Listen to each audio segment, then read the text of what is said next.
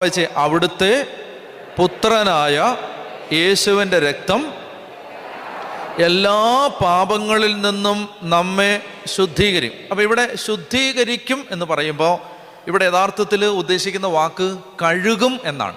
കഴുകും, ക്ലെൻസ് ചെയ്യും എന്നാണ്. ക്ലെൻസിങ് രണ്ടാമത്തേത് അതാണ്. യേശുവിൻ്റെ രക്തം നമ്മളെ കഴുകുന്നു, കഴുകി ശുദ്ധീകരിക്കുന്നു. ആ അർത്ഥത്തിലാണത് മനസ്സിലാക്കേണ്ടത്.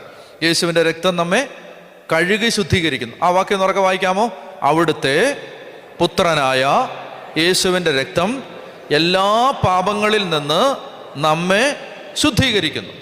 നമുക്ക് പാപമില്ലെന്ന് ആരെങ്കിലും പറഞ്ഞാൽ അത് ആത്മവഞ്ചനയാകും. അപ്പോൾ നമ്മൾ സത്യമില്ലെന്ന് വരും. എന്നാൽ നാം പാപങ്ങൾ ഏറ്റുപറയുന്നെങ്കിൽ അവൻ വിശ്വസ്തനും നീതിമാനുമാകയാൽ പാപങ്ങൾ ക്ഷമിക്കുകയും എല്ലാ അനീതികളിൽ നിന്ന് ശുദ്ധീകരിക്കുകയും ചെയ്യും. അപ്പോൾ യേശുക്രിസ്തുവിൻ്റെ, അവിടുത്തെ പുത്രനായ യേശുക്രിസ്തു